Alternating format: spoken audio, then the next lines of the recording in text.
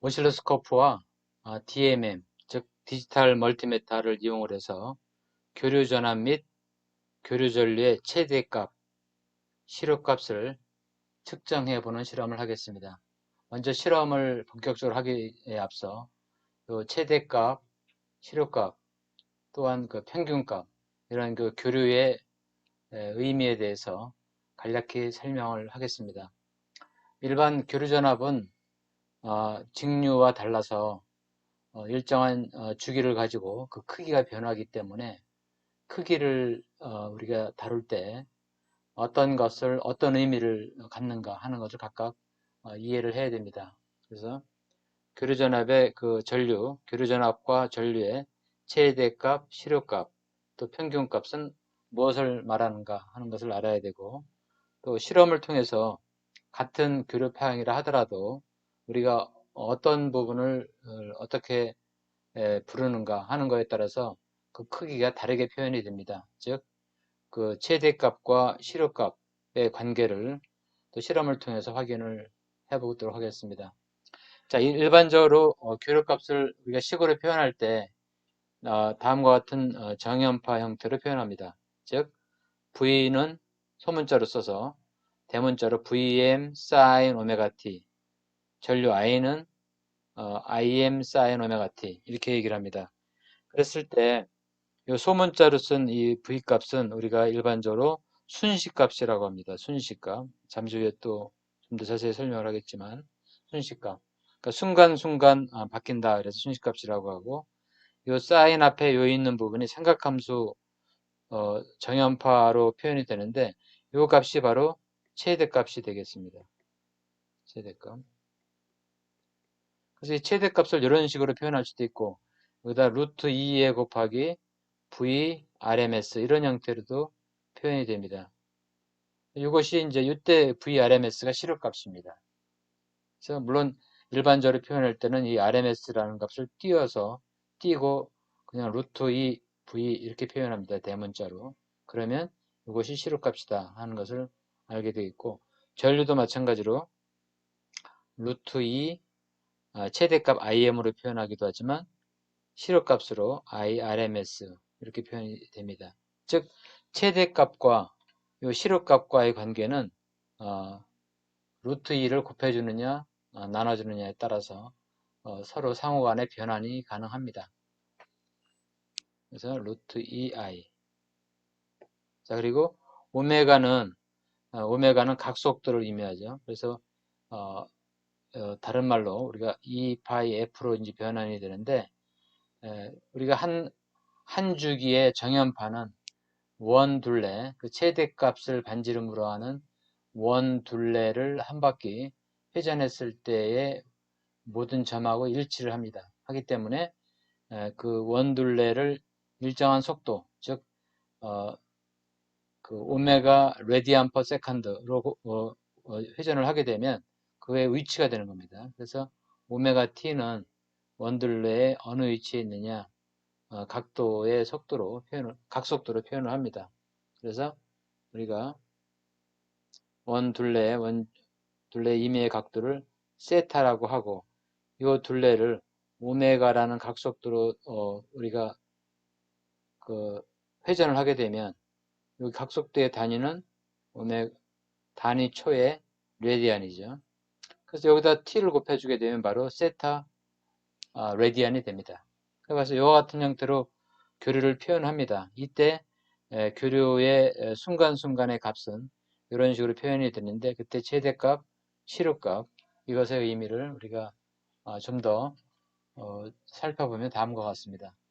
순시값과 최대값, 순시값과 최대값. 앞에서 설명한 대로 순시값은 매 순간순간 교류 파형이 순간순간 이제 바뀌게 되는데, 그때의 그 시간에 따라서 매 순간의 값, 그것이 순간순간 결국 시간의 함수로 표현이 돼야 되겠죠. 그리고 최대값은 그 순간순간 바뀌는데 한 사이클, 즉 각도로 얘기하면 0도에서 360도 사이에 가장 최고 큰 값, 그것을 우리가 최대값이라고 하고, 다른 말로 피크 값이라고 표현을 하기도 합니다. 그래서 VM 혹은 VP로 표현을 합니다. 피크라는 의미로 해서. 전류도 같은 형태로 IM, IP 이렇게 또 위 피크에서 밑에 피크까지를 피크에서 피크까지다 그래서 어, 첨도 이걸 첨도치라는 말도 하고 이것은 이제 진폭이라는 말도 쓰기도 합니다. 진폭. 첨도간 전압을 첨도간 전압이나 전류를 진폭이라고 쓰기도 하고 앰플리튜드라고 쓰기도 합니다. 이렇게.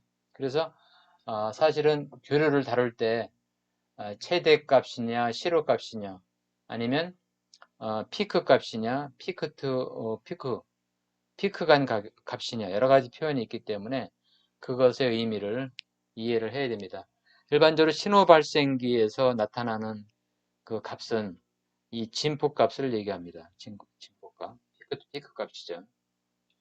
예, 그래서 피크 간 값은 최대 값이 2배가 됩니다. 당연히 그렇죠. 우리가 이와 같은 이제 파형이 있다고 치면 이와 같은 파형이 한 사이클이 있다고 치면 한 사이클에서 가장 큰 값이 최대 값이기 때문에 이 값이 바로 최대 값이 되겠죠. 전압인 경우에 시간에 따라서 바뀌는 파형이다 그러면 이 값이 최대 값이 되고 또 다른 말로 피크 값이 되기도 하죠. 가장 큰 값이니까. 그런데 여기서부터 이 피크에서부터 여기까지 피크 값 이것은 바로 V 피크 투 피크가 되죠. 그래서 이것은 피크 값의 2배가 되겠죠. 이 원리입니다. 혹은 2배. 전류도 마찬가지로 최대 전류의 2배를 해주게 되면 피크 투 피크 값이 되겠습니다. 그래서 파형으로 보면 우리가 여기서 그 하늘색으로 표현된 이 값이 매 순간순간의 값이 바로 순식값이 되겠습니다. 순식값이. 전압이라고 했을 때. 그래서 매 순간순간 바뀌는 거죠. 그래서 이와 같은 식이 이런 식으로 표현되어 있고 최대값이 되겠고 여기가 반죽이죠. 그래서 레디안으로 표현하게 되게 되면 파이 레디안, 2파이 레디안 각도로 표현되면 여기가 180도가 되겠고 여기가 360도가 되겠죠. 네, 이런 식으로. 예. 그 다음에 이제 평균값이 있는데 교류에서 어떤 그 평균값이라고 하는 것은 그 한 사이클을 한 사이클을 우리가 평균을 내면 여기가 플러스 마이너스 폭이 같다 그러면 한 사이클을 평균을 내면 0이 되겠죠. 따라서 반 사이클을 평균을 냅니다. 즉 반 사이클 이게 흑점이라고 생각하면 이것을 편편하게 했을 때 이 값이 바로 평균값 전압이면 VDC가 되겠죠. VDC. 예. 그래서 평균값의 의미는 이런 의미입니다. 그래서 한 주기의 평균값을 하면 0이 되기 때문에 반주기 동안의 교류전류 혹은 교류전압을 평균해서 구한다. 그래서 이제 우리가 일정한 그 적분식을 이용을 해서 반주기에 해당하는 값을 더해서 그 구간으로 평균화 시키면은 이런 식으로 나옵니다. 2 곱하기 최대값을 파이로 나누는 거죠. 그래서 구체적으로 최대값으로 표현하게 되면 0.637 VM이 됩니다. 그래서 우리가 최대값을 알면 평균값을 구하는 것은 간단히 구할 수가 있습니다. 그래서 그림으로 보면 도형으로 보면 이런 식으로 되겠죠. 그래서 이와 같은 그 이와 같은 파형을 우리가 평균을 내면 이와 같은 파형이 되겠죠. 이와 같이 직사각형의 파형으로. 그래서 그것은 0.637 VM이다. 그래서 보통 V 전압인 경우는 AVE 이렇게 씁니다. 에버리지라는 뜻으로. I인 경우는 IAVE 이렇게.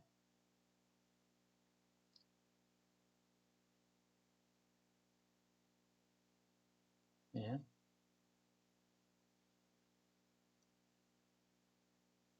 AVE, 에버리지라는 의미로 해서 이렇게 사용을 합니다. 그래서 평균값에 대해서 살펴봤습니다. 다음은 이제 실호값인데 사실 우리가 특별하게 언급을 하지 않으면 교류전압, 교류 몇 볼트 이렇게 얘기했을 때 특별하게 언급하지 않으면 다 이 실호값을 얘기합니다. 아까 앞에서도 얘기했던 것처럼 실호값. 최대값과의 관계는 최대값을 루트 2로 나누어 주게 되면 실호값이 되는데 실호값의 의미는 뭐냐면 교류는 이와 같이 시간에 따라서 이렇게 일정하게 변화하는 값이기 때문에 이것을 직류하고 같은 값으로 이렇게 따지기 위해서 취급하기 위해서 직류가 하는 일과 동일한 열 효과를 나타내는 교류값을 말한다. 쉽게 얘기하면 우리가 어떤 그 전선에 전류가 흐르게 되면 저항이 있고 그러면 그만큼 I 제곱 R에 해당하는 저항값과 전류에 흐르는 값에 의해서 열이 나타나게 됩니다. 열이. 그래서 이제 전력이라고 하는데 이 열이 나타나는 이 같은 열량을 갖는 교류의 값, 그것을 우리가 보통 시료값이다. 그래서 루트 민 스퀘어 밸류 이렇게 얘기를 합니다. 그래서 왜 루트 민 스퀘어 밸류냐 하면 실제로 우리가 이것도 적분을 계산해서 계산을 해보면 어떤 루트로 표현이 되고 어떤 단위 값에 각각의 그 값을 해서 제곱을 해서 루트 값을 표현한 것을 평균을 낸, 그래서 민이라는 게 평균이라는 의미죠. 그래서 평균 내 제곱을 해서 평균한 값을 우리가 루트를 씌워서 만들었다. 그래서 그거 약자를 써서 RMS 이렇게 씁니다. 그래서 시료값 그러면 RMS 밸류 시료값 이렇게 얘기를 합니다. 그래서 여러분들이 기억해야 될 것은 일반적으로 교류를 얘기할 때, 교류전압이나 교류전류를 얘기할 때 특별하게 평균값이나 최대값이라고 얘기하지 않으면, 피크값을 얘기하지 않으면 그냥 시료값을 의미하는 겁니다. 우리 집안에 들어오는 220V라는 전압은 바로 시료값을 얘기하는 겁니다. 실제로 여러분들이 최대값을 측정해보면 측정해본 전압이 곱하기 루트 1.414를 한 전압이 나옵니다. 여러분들 오실로스코프로 측정해보면 1.414, 즉 220 곱하기 루트 2가 집안에 들어오는 최대값이 되겠습니다. 전류도 마찬가지죠. 그래서 이와 같은 시료값의 의미는 우리가 앞에서도 얘기했던 것처럼 시료전압이나 시료전류를 구하려면 최대 전압에서 루트 2로 나눠주면 됩니다. 그래서 0.707을 곱해주면 되겠죠. 반대로 시료값에서 우리가 최대값을 구하려면 루트 2 곱하기 그 시료값이죠. VRMS 이렇게 해줘야 됩니다. 전류도 마찬가지고 전류도 최대 전류를 구하려면 루트 2 곱하기 시료값을 해줘야 됩니다. 곱해줘야 됩니다. 그래서 시료값이라고 하는 것은 직류와 같은 열 효과를 내는 교류전압이나 교류전류를 얘기하는 것이고 일반적으로 우리가 얘기하는 교류전압은 다 시료값을 의미를 얘기한다. 그리고 수식으로 구할 때는 최대값에서 구할 때는 루트 2로 나눠주기 때문에 0.707 최대값, 0.707 최대값 전류 전압 이렇게 구하게 됩니다. 그리고 측정은 어떻게 하느냐? 우리가 보통 디지털 멀티미터로 측정되는 값은 다 시료값입니다. 시료값. 특별히 그 멀티미터의 시료값이라고 표기가 되어 있지 않아도 디지털 멀티미터로 측정되는 값은 시료값입니다. 그리고 스코프로는 모든 값을 다 측정할 수가 있습니다. 시료값이나 평균값이나 또 그 최대값이나 또 피크간 값이나 다 최근에 디지털 오실로스코프는 크기를 따질 때 시료값이나 평균값이나 최대값이나 또 피크간 값이나 다 측정을 자동으로 해서 표기를 해줍니다. 네, 그런 얘기를 설명을 하고 있고, 네. 그래서 우리가 지금까지 설명했던 정연파 교류의 상호 관계식, 시료값과 최대값과 평균값의 관계를 피크간 값을 정리해 놓으면 이와 같습니다. 시료값은 최대값을 해서 0.707을 곱해주면 되고 평균값은 0.637을 곱해주면 최대값에서 되겠고 시료값과의 관계는 0.901이 되겠고 또 최대값은 시료값에서 1.414 즉 루트 2죠. 그리고 평균값은 이런 식으로 관계를 구할 수 있고 또 피크간 값 이것은 최대값을 곱하기 2배를 해주면 피크간 값이 됩니다. 이와 같은 것을 여러분들이 이제 기억해 두면 어떤 형태로 교류 전압을 표현을 하더라도 우리가 다 표현이 가능합니다. 변환이 가능합니다. 그러니까 이와 같은 그 교류 전압이 있다 하면 어디부터 어디까지를 얘기하느냐 얘기죠. 그래서 최대값을 얘기하느냐, 평균값을 얘기하느냐, 실효값을 얘기하느냐, 피크간 값을 얘기하느냐, 이것을 명확히 해야 됩니다. 일반적으로 특별히 얘기하지 않으면 실효값이 로 표현이 된다. 그래서 이와 같은 실험을 오늘 하기 위해서 여러분들께 이제 실험을 보여주는 실험회로는 이와 같습니다. 그래서 오늘 실험회로는 33kΩ, 47kΩ, 33kΩ이 3개가 직렬로 연결되어 있고 신호 발생기는 이와 같이 1kHz 됐죠. 그리고 5V가 인가가 됩니다. 이 5V라고 하는 것은 실효값을 의미하는 거겠죠. 특별히 언급하지 않았으니까. 그리고 여기 사용된 신호 발생기의 내부 저항은 55ohm입니다. 그래서 물론 우리가 회로에 사용되는 저항이 킬로옴이기 때문에 이 55ohm은 무시할 수 정도로 작지만 만약에 이 킬로옴이 오음으로 바뀌었다 그러면 실제로 여기 5V를 공급하기 위해서는 훨씬 더 커다란 전압이 이제 공급이 돼야 되겠죠.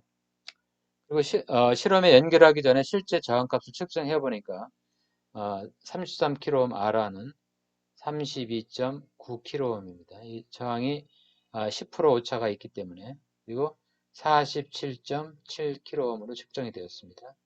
R3 저항은 32.65kΩ으로 측정이 되어 있습니다.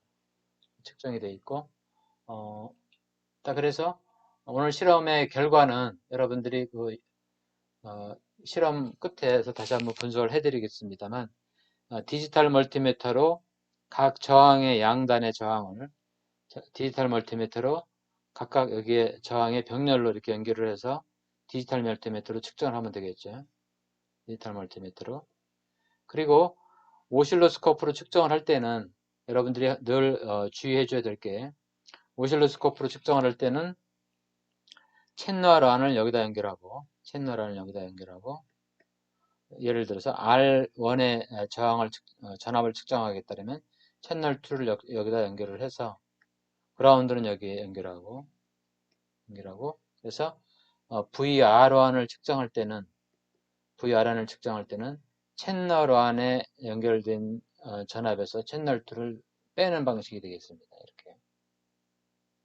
그리고 VR2를 측정할 때는 이런 방법으로 측정해야 되겠죠. VR2를 측정할 때는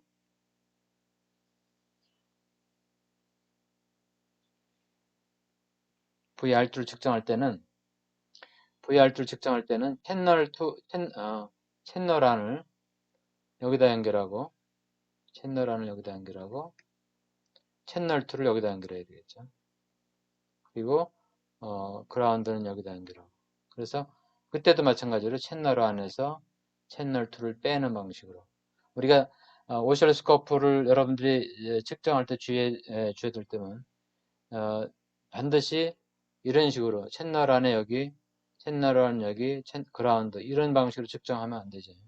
그것은 채널1과 채널2의 그 접지가 이 R2와 R3를 통해서 가기 때문에 그 불완전한 측정이 됩니다. 그리고 채널1과 그라운드 이 사이에 저항이 33kΩ인데 실험 중에 쇼트가 난다든가 하게 되면 오실로스코프 프로브 팁, 그 플러스 부분하고 그라운드 부분에 이게 쇼트가 생길 수 있기 때문에 그 오실로스코프나 또 신호 발생기나 이런 부분에 손상을 입을 수가 있습니다. 그래서 항상 오실로스코프에 매스 기능이 있죠. 두 채널을 빼는. 그래서 항상 이와 같은 그 방법으로 측정을 해야 됩니다. 그래서 오실로스코프를 이용을 해서 최대값을 측정을 합니다. 각 저항에 걸리는 전압, 또 입력에 걸리는 전압을 측정을 합니다. 자, 이상으로 그리고 이제 전류를 측정하기 위해서 전류는 이제 AC 전류를 측정을 하는데 AC 전류는 AC 전류는 디지털 멀티미터로 여기 A라고 되어 있는 부분 어디를 연결해도 상관은 없겠죠. 그런데 오늘 실험에서는 이 부분을 커트를 시키고 여기에 DMM을 연결시켜서 측정을 하겠습니다. 여러분들이 디지털 DMM 전류계로 DMM으로 연결할 때 항상 전류를 측정할 때 주의해 줘야 될 점 첫 번째는 또 실험에서도 제가 다시 설명을 하겠습니다만 연결은 항상 회로에 직렬 연결을 해야 되는 거죠. 직렬 연결로 해줘야 됩니다. 우리가 전압을 측정할 때는 병렬 연결을 해야 되지만 전류를 측정할 때는 그 폐 회로를 잘라서 그 사이에 전류계를 연결을 해야지 정확한 측정이 된다 하는 얘기고, 두 번째는 DMM을 측정할 때 그 측정 단자, 그 DMM의 단자를 정확하게 전류 측정 모드로, 그러니까 정확히 얘기하면 교류 전류 측정 모드로 넣어야 되죠. 전류 측정 모드로 연결을 해줘야 된다. 일반적으로 전압이나 저항을 측정할 때는 공통 단자에 검은색 그리고 빨간색 단자를 전압이나 저항 측정 단자에 놓는데 전류인 경우에는 그 전류 측정 단자에 연결을 해줘야 된다.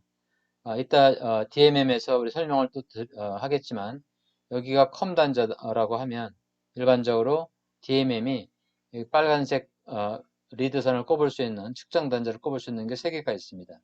그래서 이 부분은 전압이라든가 저항이라든가 기타 주파수라든가 뭐 단락 테스트를 한다든가 할 때 측정하는 거고, 이 부분은 전류, 오늘 실험에 사용되는 DMM은 500mA를 측정할 수 있는 저건 전류를 측정할 수 있고, 이 부분은 20A를 측정할 수 있는 전류를 측정할 때 사용하고, 그래서 검은색 단자는 항상 공통으로 사용하되 전압을 측정할 때는 여기다 연결하고 전류를 측정할 때는 이쪽에다 연결하고 해서 각각 또 큰 전류를 측정할 때는 여기다 연결하고, 이와 같이 측정 단자를 정확하게 옮겨서 전류 측정 모드로 넣어야 된다 하는 게 주의점이 되겠습니다. 자, 그러면 곧바로 실험을 하도록. 최대값, 시료값을 측정을 해보도록 하겠습니다. 그것을 위해서 다음과 같은 회로를 꾸몄습니다.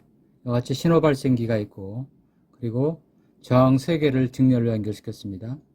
33kΩ과 47kΩ, 그리고 33kΩ.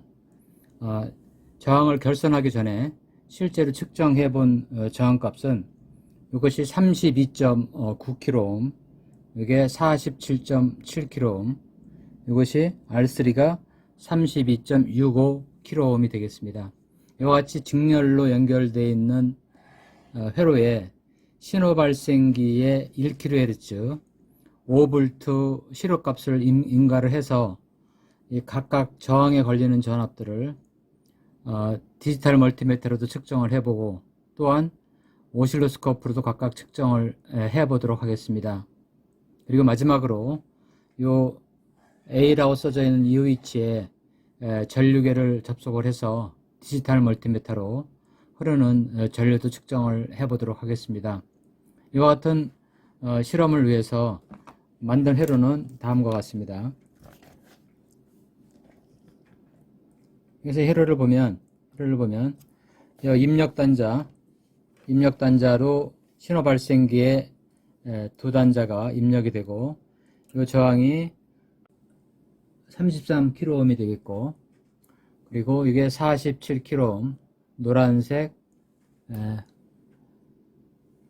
보라색, 갈색 47kΩ, 그리고 R3가 마찬가지로 갈색 33kΩ 이렇게 되어 있습니다. 그래서 이와 같은 폐회로가 이렇게 구성이 되어 있습니다.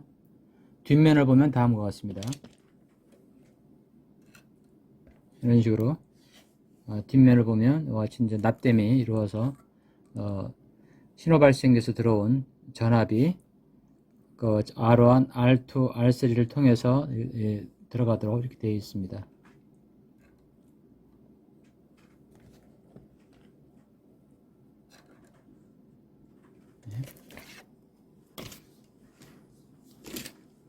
시력값 5V를 이 입력 단자에 입력시키기 위해서 디지털 멀티미터로 입력 단자를 측정을 하면서 신호 발생기의 출력 단자를 조정을 하겠습니다. 그래서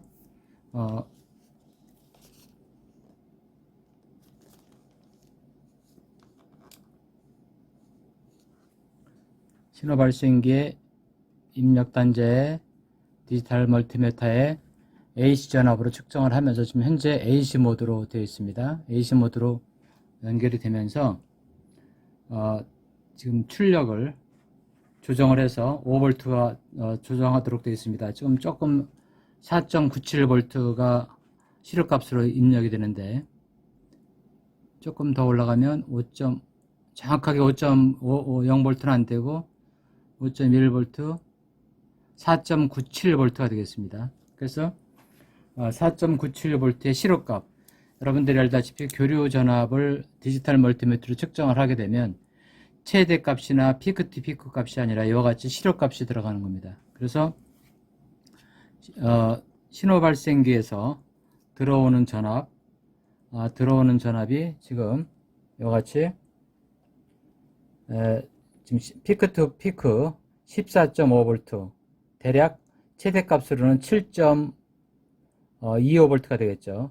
그래서 이 신호 발생기 출력 단자에 여기서 보여지는 값은 항상 진폭, 즉 앰플리튜드이기 때문에 위 첨두값에서 맨 밑에 첨두값까지, 꼭대기에서 꼭대기까지 그 전압을 표시를 해주고 있습니다. 근데 여기서 보는 바와 같이 디지털 멀티미터로 측정되는 전압은 바로 시력값입니다. 즉 최대값의 0.707 전압이기 때문에 우리가 똑같은 입력 단자를 측정을 하더라도 약 5V 값을 나타내기 위해서 앰플리튜드, 즉 진폭으로는 14.5V 정도가 들어가는 겁니다.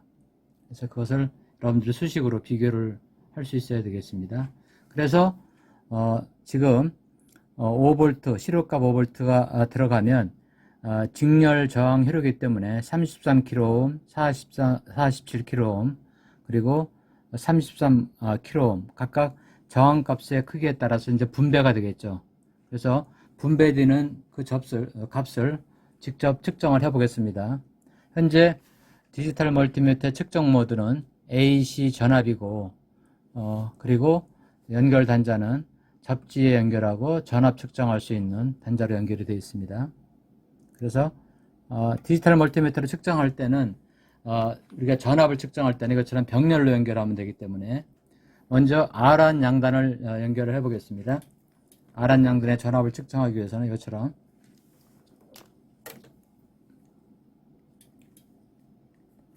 이렇게 측정하고자 하는 저항과 병렬로 멀티미터를 연결하면 값이 측정이 됩니다. 현재 1.406V, 대략 1.40V가 R 안에 걸려 있습니다. 그리고 R2에는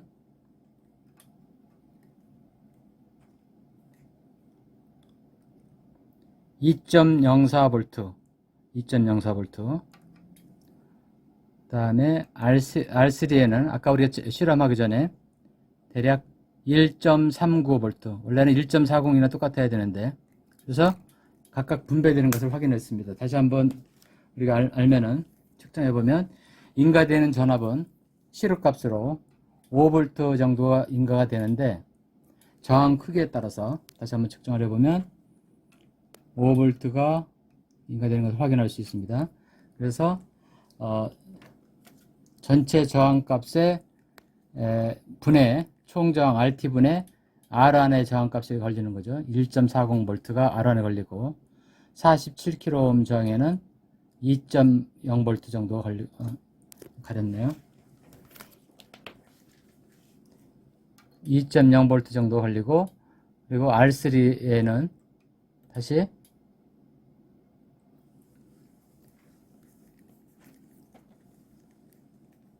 R3에는 33kΩ니까 R안과 거의 비슷한 값으로 걸려야 되겠죠.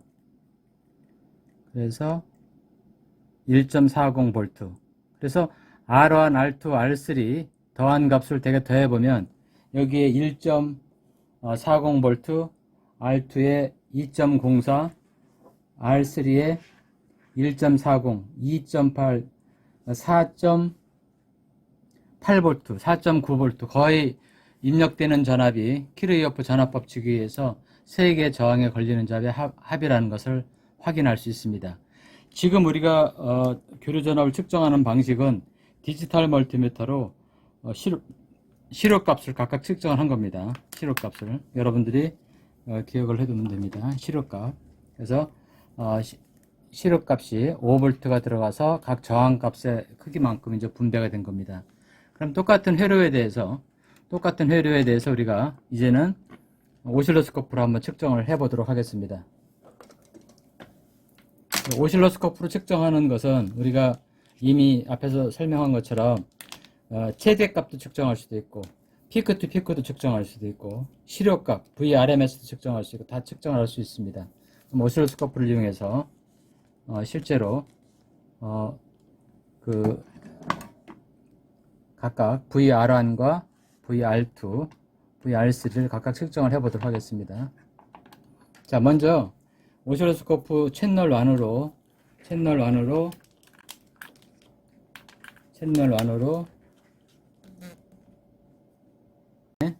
인가되는 전압을 측정하기 위해서 이와 같이 최대값으로 측정을 할 수가 있습니다. 그래서 우리가 채널 안에 지금 연결이 되어 있기 때문에 측정하고자 하는 값을 RMS 값은 5.01V, 최대값은 7.04V인 것을 알았습니다. 그 다음에 우리가 R1에 측정되는 값은 측정하려면 오실로스코프로 측정하려면 R1의 전압을 측정하려면 여기 양단에 걸린 전압이기 때문에 여기서 채널 1을 측정하고 그리고 VR2의 전압을 채널 2로 측정을 해서 그 차를 측정을 하게 되면 R1 전압이 되겠죠. 그래서 R1에 걸린 전압을 측정하기 위해서는 채널 1의 R1, 채널 2의 R2를 이렇게 연결을 해서 이 전압을 빼주게 되면 그 전압 차가 R1에 걸리는 전압이 되겠죠. 그래서 채널 2를 하게 되면 지금 이 전압이 하늘색 전압이 채널 2 전압인데 R2, R1에 걸린 전압이 되겠죠. 그러면 채널 안에 걸린 전압은 전체 입력 전압이니까 거기서 R2, R3에 걸린 전압을 빼면 매스 값으로 빼주면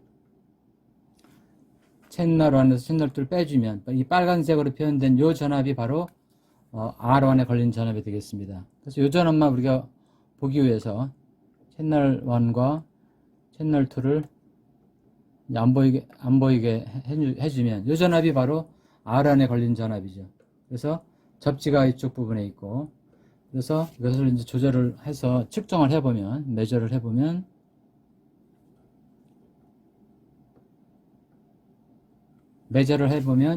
2.32V라는 것을 알 수가 있습니다. 2.4 최대값이 R2에 걸리는 전압은 2.32V, 2.32V 알 수 있습니다. 그래서 이게 R1에 걸리는 전압이고 R2에 걸리는 전압도 마찬가지죠. R2에 걸리는 전압도 마찬가지로 R1에 걸리는 채널 1을 가지고 R2에 걸리는 전압을 측정하고 R2하고 R3에 걸리는 전압을 측정하고 그리고 R3에 걸리는 전압을 빼주게 되면 바로 이 전압이 R2에 걸리는 전압이 되겠습니다. R2에 걸리는 전압. 그래서 채널 안에 걸린 전압이 R2, R3에 걸린 전압이고 그리고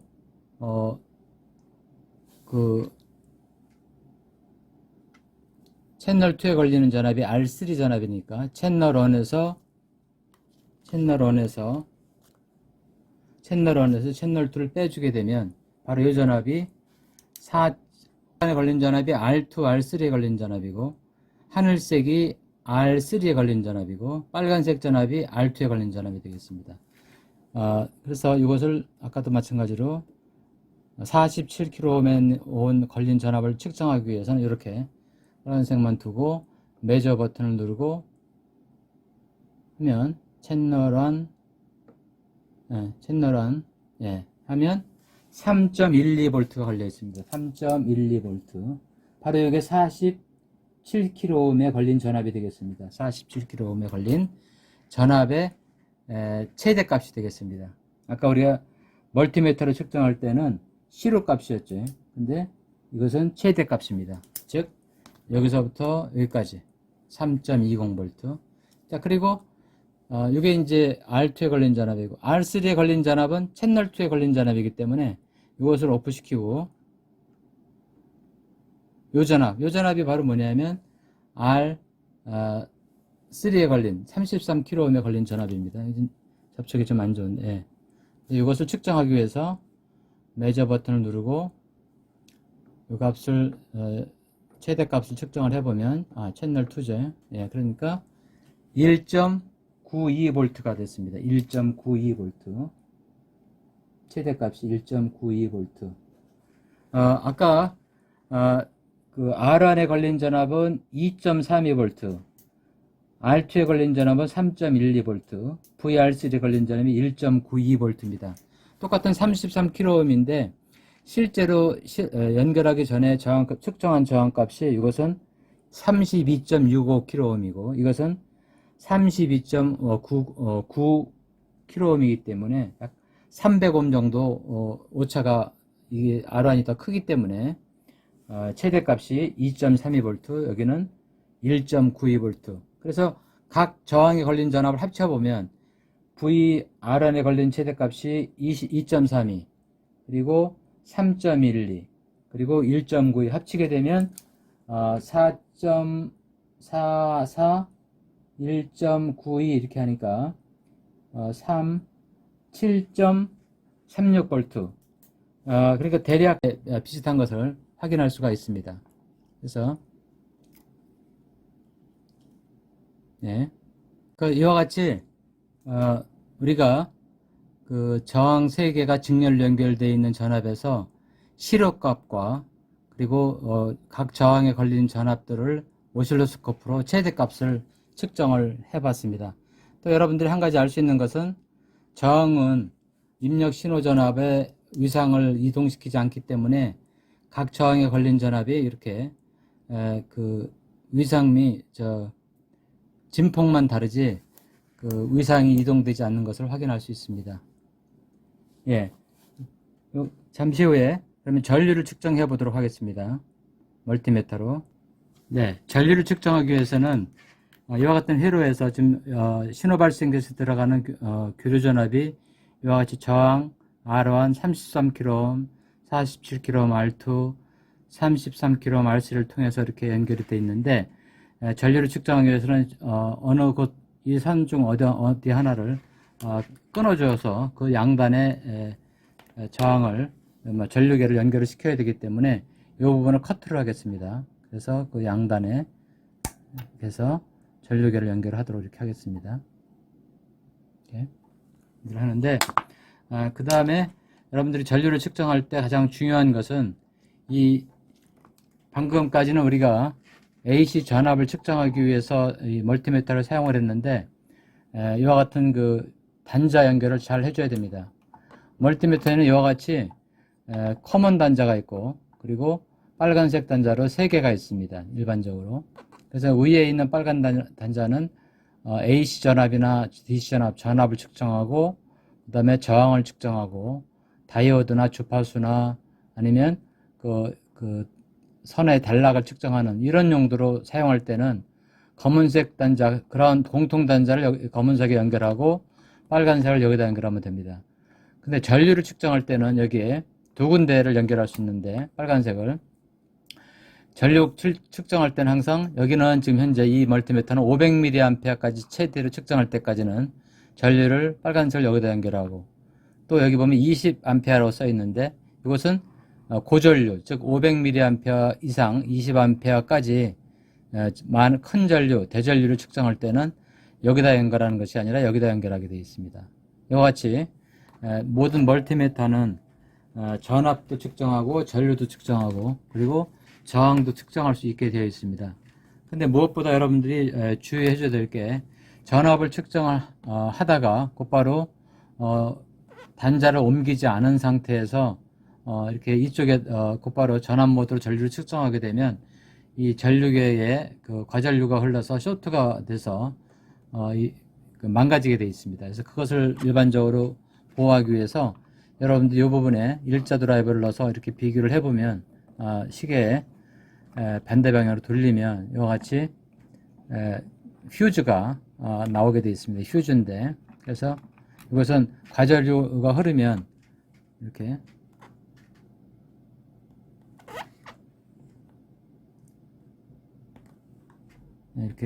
휴즈가 보이는데 이 과전류가 보이면 흐르면 이 안에 단선이 되게 되어 있습니다. 그래서 계기를 보호하는 그런 용도로 사용을 합니다. 그래서 현재는 이제 이 휴즈를 정상적으로 동작하기 때문에 시계 방향으로 이렇게 놔서 돌려주면 됩니다. 그래서 실험실에는 이 휴즈가 망가질 거에 대비해서 많이 갖다 놓으니까 혹시 그 전류가 측정이 안 된다든가 할 때는 이 부분을 열어서 확인하고 교체해 주기 바랍니다. 자, 그래서 전류를 측정할 때 맨 먼저 해야 될 것은 방금 우리가 봤던 것처럼 회로하고의 결선을 전류계랑 직렬로 연결해야 되고 그리고 전류를 측정할 수 있도록 빨간색 단자를 500mA 이렇게 연결을 하겠습니다. 그리고 대략 우리가 입력 전압이 5V이고 저항이 33kV, 47kV, 33kV 이래서 100kΩ 정도가 되기 때문에 계산을 해보면 대략 한 1mA 암페어 미만 0.5mA, 0.05mA 이런 정도 수준이기 때문에 암페어 수준이 아니고 500mA 단자에다 연결하면 되겠습니다. 그렇게 해서 회로에 연결하기 전에 지금 여러분들이 보는 바와 같이 여기에 지금 AC 미리볼트니까 전압을 측정하도록 되어 있죠. 이것을 전류 측정 모드로 정확히 얘기하면 AC 전류 측정 모드로 Shift 키 누르고 ACI라고 되어 있죠. 이게 AC 전류입니다. 이것을 누르면 AC 전류를 측정할 수 있는 모드로 되어 있는 겁니다. 만약에 DC 전류를 측정하겠다면 Shift 키를 누르고 DCI DC mA니까 전류계가 측정할 수 있도록 되어 있는 겁니다. 그래서 이제 AC 암페어니까 이렇게 그래서 AC mA니까 전류를 측정할 수 있게 되어 있고 이제 회로를 연결하도록 하겠습니다. 지금 입력 단자에 신호 발생기에서 전류는 들어오고 전압이 공급이 되고 있습니다. 아까 우리가 설정해 놓은 시료값 5V가 되게 그리고 이쪽에다 이렇게 연결을 하면 시료값으로 측정된 전류가 측정이 되겠죠.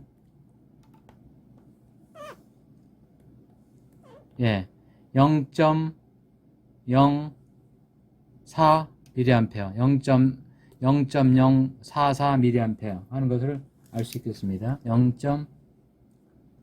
I는 0.0445mA 시료값으로 측정이 됩니다. 그래서 사실은 우리가 이 전류를 이제 알았으니까 시료값으로 지금같이 측정된 전류를 알았으니까 0.4mA 전류가 R1, R2, R3에 흐르는 거죠. 그래서 이 전류값만 우리 측정을 했으니까 여기에 걸리는 전압, 여기에 걸리는 전압, 여기에 걸리는 전압 5ohm의 법칙에 의해서 전류 곱하기 저항을 해주게 되면 시료 전압을 측정할 수가 있었죠. 계산할 수가 있겠습니다.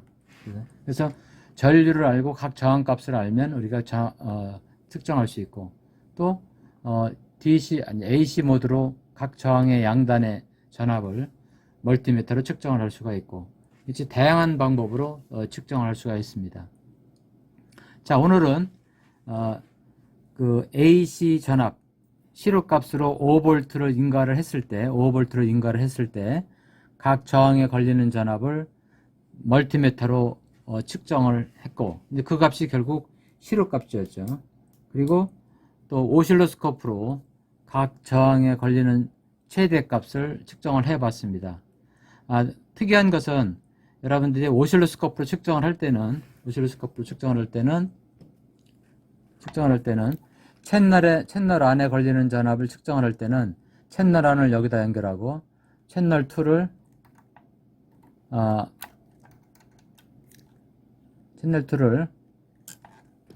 채널 안을 여기다 연결하고 채널 2를 여기다 연결해서 여기에서 전압을 여기서 빼는 방법으로 오실로스코프로 어떤 저항 양단의 전압을 측정할 때는 멀티미터처럼 이렇게 병렬로 연결하면 정확한 측정이 되지 않습니다. 그리고 스코프가 손상을 입을 염려가 있기 때문에 이쪽이 쇼트가 되면, 그래서 항상 이 양단의 측정을 할 때는 여기에 채널 안을 걸어주고 여기에 채널 2를 걸어서 이 전압에서 이 전압을 빼게 되면 이 걸린 전압이 되겠고, R2에 걸린 전압도 측정할 때도 마찬가지로 여기에 채널 1을 연결하고 여기에 채널 2를 연결해서 여기 걸린 전압에서 여기 걸린 전압을 빼주게 되면 직렬 회로니까 R2에 걸린 전압이 측정이 되겠죠.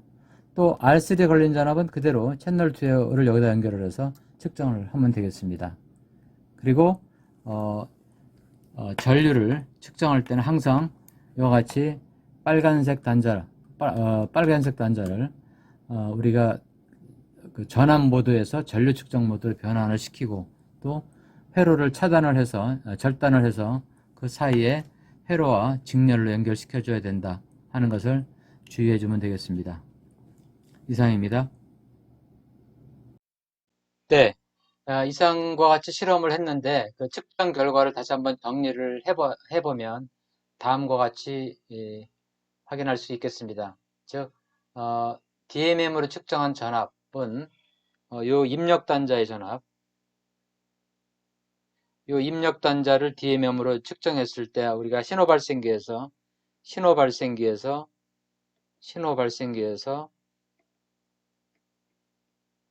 이렇게 이제 연결이 돼서 이렇게 들어왔는데, 신호 발생기에서 들어온 이 시료값 전압이 정확하게 5V로 공급이 안 되고 4.973이었습니다. 4.973으로 측정이 됐고, 계산할 때도 마찬가지입니다. 계산값이고. 그래서 우리가 디지털 멀티미터로 양쪽에 이렇게 연결을 해서 각각 측정을 했죠. DMM으로 이렇게 측정을 했습니다.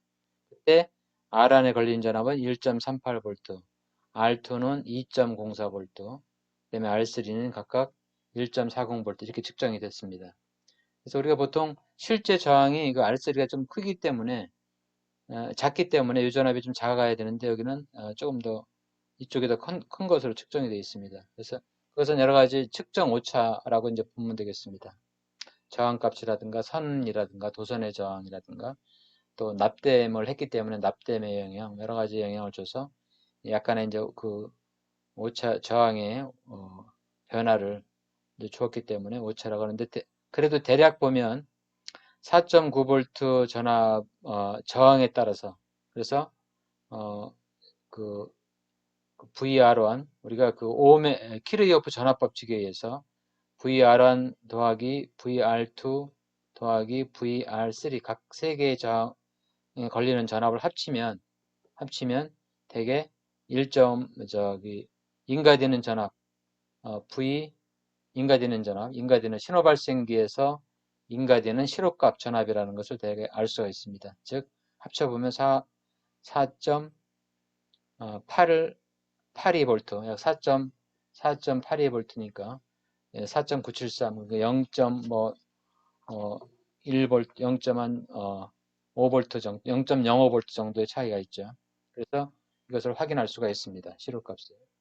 계산값은 어떤 식으로 계산을 했냐면, 인가되는 전압이 4.973이었을 때 실제 우리가 사용된 저항을 다 더하는 거죠. 더해서 전류를 구한 다음에 그 전류를 각각 저항을 곱해주게 되면 우리가 분배된 전압이 나오죠. 아니면 우리가 저항 분배 법칙, 즉 V 곱하기 RT분의 예를 들어서 VR1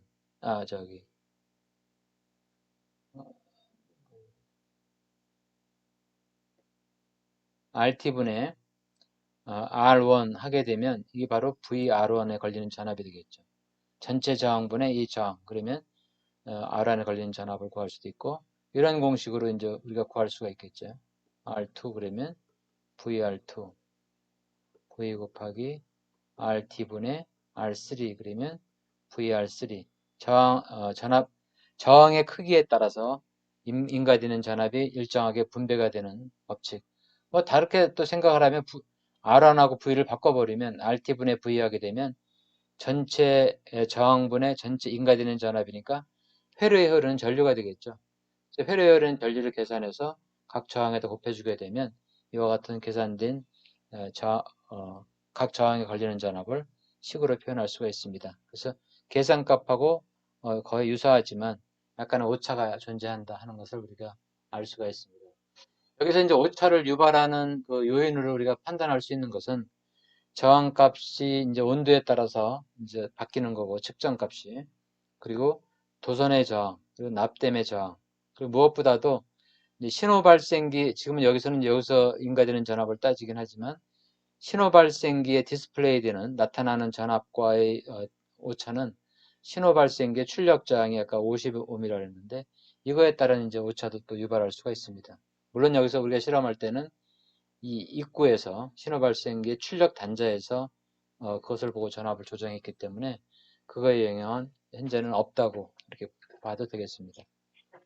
그만큼 이제 저항값이 또 10%의 오차를 가지고 있고 또 이것이 온도가 올라가면 저항값이 미세하게 바뀌게 되겠습니다. 그것에 따른 오차, 그 다음에 측정의 오차, 계측기의 오차, 여러 가지가 이제 오차를 유발하는, 오차를 일으키는 원인이 되겠습니다. 그것은 이제 또 별도의 분석을 해보면 되겠습니다. 그 다음에 이제 오실로스코프로 측정한 것은 우리가 실험 영상에서 측정해 봤던 방법대로 오실로스코프의 채널 1, 채널 2를 이용을 해서 각각 측정을 했습니다. 7.04. 여러분들이 여기서 기억해야 될 게 이것이 이제 바로 VRMS 값이면 여기다 루트 2를 곱하게 되면 4.973 곱하기 루트 2를 하게 되면 7.04V가 되겠죠. 이게 이제 결국은 이게 VM 최대값이 되고 이게 시료값이 되는 거죠. 그래서 우리가 신호 발생기 입력을 바꾸지 않더라도 이와 같은 관계, 똑같은 전압인데 시료값과 최대값으로 이렇게 표현이 된다 하는 것을 확인했고, 모든 그 VR 안에 걸린 전압도 마찬가지죠. 이게 시료값이고 이것은 최대값이고 스코프로 측정한 최대값. 여기다 루트 2를 곱해주게 되면 다 이 전압이 되는 거죠. 이것은 계산값이 되겠고요.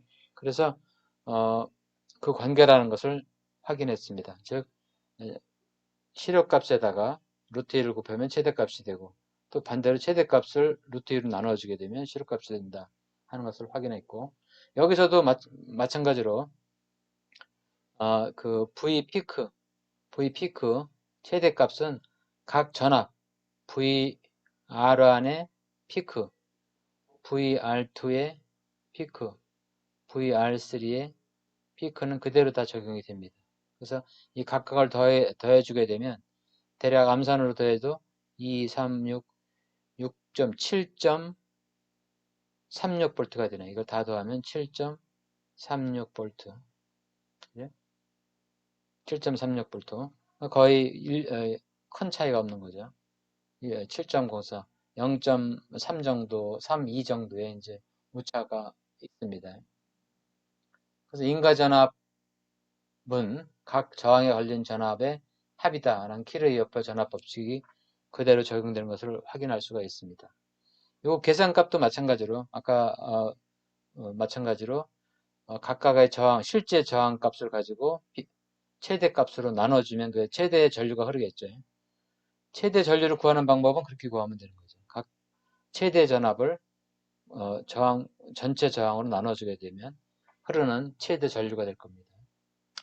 그리고 이제 실험에서 또 마지막에 시료값 전류를 측정을 했는데 디지털 멀티미터로 그것이 바로 0.0445mA가 됐습니다. 그래서 이것은 시료 전류죠. 계산값은 0.0439mA인데 여기서 우리가 최대값을 구하려고 한다 그러면 이제 오실로스코프로 전류를 측정하려고 하면 이제 저항에 걸리는 전압을 양단에 측정을 해서 저항값을 나눠주면 전류가 됩니다. 아니면 전류 프로브를 사용한다든가 그런 또 다른 측정 방법이 있는데 우리는 DMM을 이용을 해서 시료값을 측정을 했습니다. 그래서 여기서 우리가 곱하기 루트 2를 하게 되면 I 피크 값을 또 구할 수가 있는 거예요. 네. 이상과 같이 교류 전압 전류를 간단한 이론과 그리고 실제 실험을 통해서 측정하는 것을 살펴봤습니다. 이상입니다.